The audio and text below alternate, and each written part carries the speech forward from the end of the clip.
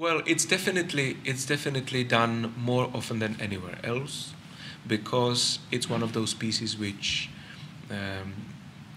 has very clear text to offer, and I think people relate to that text.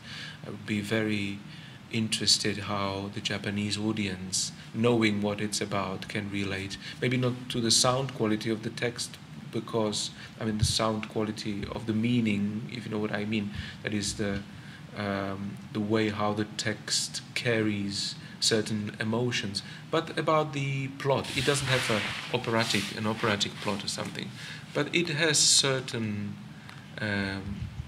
story behind it, and that makes it popular. These stories are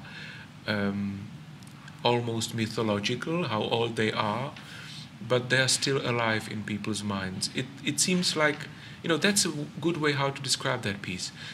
That piece seems like a big folk song, and I think folk songs are always a phenomenon which connects people. Often you are part of the party, and you're asked, could you sing a folk song of your country? So in a way, I will metaphorically sing a big folk song of my country to the Japanese audience.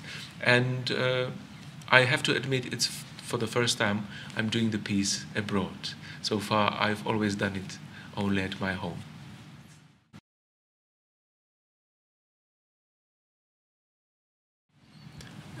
Bouquet of flowers. Well, I think what is attractive is the unique way in which Martinu captured the innocence of folk culture of my country.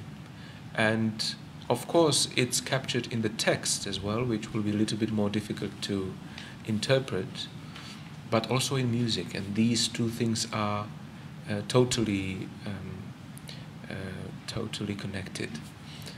And Martinu in his symphonies is a little bit more flamboyant. He takes journeys into most wonderful colors, and he uses all kinds of combinations of instruments. He really shows that he belongs to the tradition of French music, where he was educated in a way. He went to school in Prague, and then he moved to Paris, and being a pupil of Roussel, he really took a lot of inspiration there. So that is in the symphonies, although they were composed in the States, and that's another influence. But anyway, Bouquet of Flowers is a different world. It's a world of simplicity and innocence. And I think if people can find that level of feeling in themselves, even in nowadays life, which is so busy in the middle of the city, I think it can be very rewarding. It's something maybe even connected with the childhood, if you know what I mean. The innocence, I think, is the first word which comes to my mind.